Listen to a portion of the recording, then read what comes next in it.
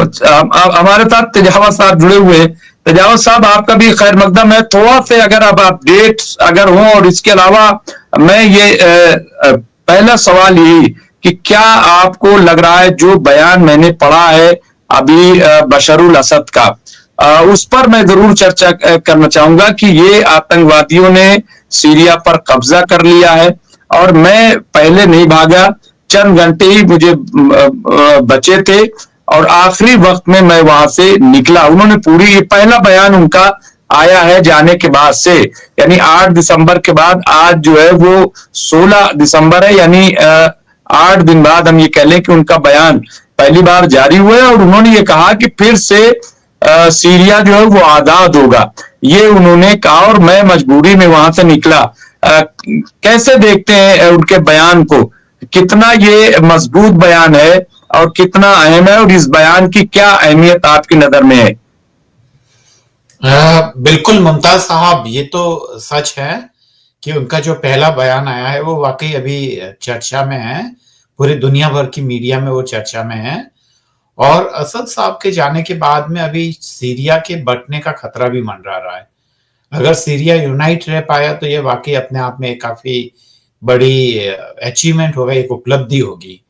पर अब ये है कि बहुत सारे अलग अलग जो पॉलिटिकल इंटरेस्ट ग्रुप हैं वो अपने अपने लिए वो एक जमीन या वो मांगेंगे। तो ये है, इजराइल ने तो जो गोलान हाइट है उस पर कब्जा करना भी शुरू कर दिया है और जो नई जो आवाम है, वो नई जो सरकार है वह दरअसल बहुत ही सॉफ्ट लगती है इजराइल को लेकर। तो जो वेस्ट का जो एजेंडा था वो कहीं ना कहीं सफल तो होता नजर आ रहा है। भले ही असद साहब या उनके पिताजी ने काफी वहां दमन किया हो, अपने विरोधियों को जेलों में डाला हो जो अब धीरे धीरे छूट रहे हैं, पर वो सारी अपनी जगह पर हैं। पर यह भी देखना होगा कि वो कम से कम यह सब करने के बावजूद वो इजराइल को यूनाइट रखने में कामयाब रहे थे। और उनका जो बयान आया है वह वाकई यह सोचने का है कि वो भागना तो नहीं चाहते थे पर उन्हें मजबूर किया गया। तो बिल्कुल ठीक बात है मुमताज साहब, आप जो कह रहे हैं। हमारी खबरें चला रहे थे, ऐसा लग रहा था। बहरहाल तो लेकिन मैं फजील साहब से पहले मैं प्रोफेसर तेजावत साहब आप पास आऊंगा। दो लोगों ने कमेंट किया है और मैं समझता हूं कि इस पे चर्चा थोड़ी सी और हो जाए, इसलिए एक तो नुसरत हुसैन साहब ने किया है और दूसरा जो है यूनुस चौड़वारा साहब ने किया है। नुसरत साहब लिख रहे हैं, मुमताज भाई जुलानी एक यहूदी है, इजराइल फौज का कमांडर है, ये यहूदी है, मुसलमानों होश के नाखून रखो, सऊदी, यूएई, तुर्की, जॉर्डन, पाकिस्तान सब शामिल हैं इजराइल के साथ। एक तो ये इनका बयान आया। लेकिन ये तो जज्बाती मुझे थोड़ा से लग रहा है, थोड़ा ज्यादा ही जज्बाती लग रहा है। लेकिन यूनुस चौड़वारा साहब ने जो लिखा, उन्होंने लिखा कि एक मीडिया का सनसनीखेज दावा मगर इसकी पुष्टि नहीं की है। मोहम्मद अल जुलानी मोसाद का एजेंट है। अमेरिका और इजराइल की खुफिया एजेंसी ने जुलानी को सारी ट्रेनिंग दी है। इजराइल का सीरिया पर हमला और जुलानी की खामोशी वो इस बात की दलील है कि वो जुलानी कुछ नहीं कर रहे। और चूंकि आज सीरिया पर बहुत बड़े अटैक हुए हैं, यानी ऐसे अटैक हुए हैं कि जहां पे जलजला लगा है कि पूरे सीरिया में जैसे जलजला आ गया हो, इस तरह के भारी भरकम अटैक। और अब तक 700 के करीब, यानी 700-800 के करीब जो है वो जगह जगह छोटे बड़े हमले सीरिया पर इजराइल की तरफ से किए गए और इजराइल दमिश्क के बिल्कुल करीब तक पहुंच गया, ये सब हम जानते हैं। और ये तो जाहिरी तौर पर दमिश्क के करीब तक हमें दिखाई दे रहे हैं। इनकी एजेंसियां कहां तक पहुंच गई ये कह पाना मुश्किल है।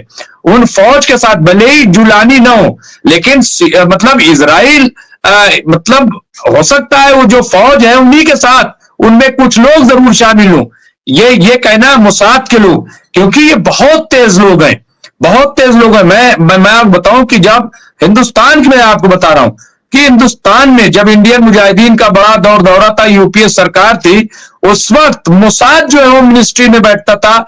ऐसी लोगों ने खबर दी, ऐसी खबरें उस वक्त आई थी। तो ये कहां तक बैठ जाए, कहां तक फैल जाए, मैं नहीं कह सकता, लेकिन ऐसी खबरें मोसाद के ताल्लुक से है, मैं ये कहना चाह रहा हूं। तो तेजावत साहब, क्या आपको लग रहा है ये जो इस तरह की बातें हैं, अगर ऐसा है तो ये कितना बड़ा नुकसान होगा सीरिया को और पूरे मिडिल ईस्ट को, मैं ये जानना चाहता हूं आपसे। कोई सत्ताएं बदलती है तो जो नए लोग होते हैं उन पे ऐसे आरोप लगते ही हैं। भारत के एक प्रधानमंत्री जो मतलब इंदिरा जी के बाद में आए थे, उन पे भी ये आरोप लगा था कि वो सीआईए के एजेंट हैं, क्योंकि उनकी जो फॉरेन पॉलिसी है उसमें वो रशिया से वो थोड़ा हटकर वो अमेरिका का पक्ष ले रहे थे। तो ये तो आरोप लगते हैं। और एजेंट ऐसे नहीं होता है कि वहां उनको कोई अपॉइंटमेंट लेटर दिया जाता है।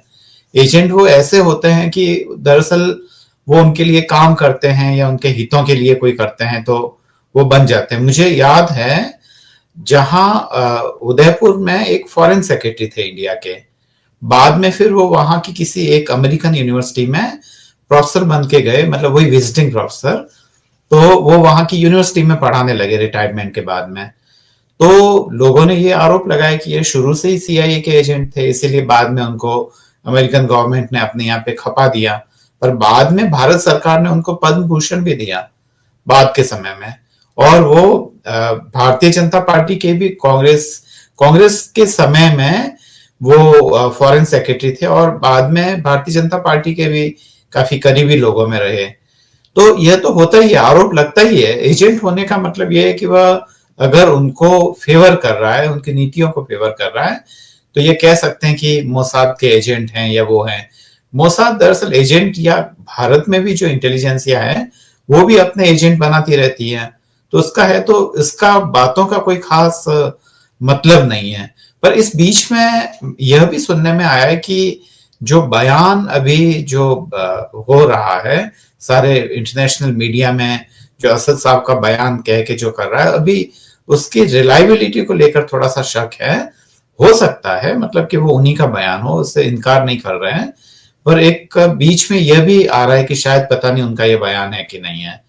तो वो सारी चीजें, पर यह है कि असद साहब और उनके पिताजी के जमाने में वहां दमन बहुत हुआ था सीरिया में, इसमें कोई दो राय नहीं है। विपक्षियों को दबाया गया था और इसीलिए इतने विद्रोही पैदा हुए और उन्होंने पूरा सत्ता बदल दिया। पर उनके जाने से सीरिया की यूनिटी को लेकर एक खतरा खड़ा हो गया है।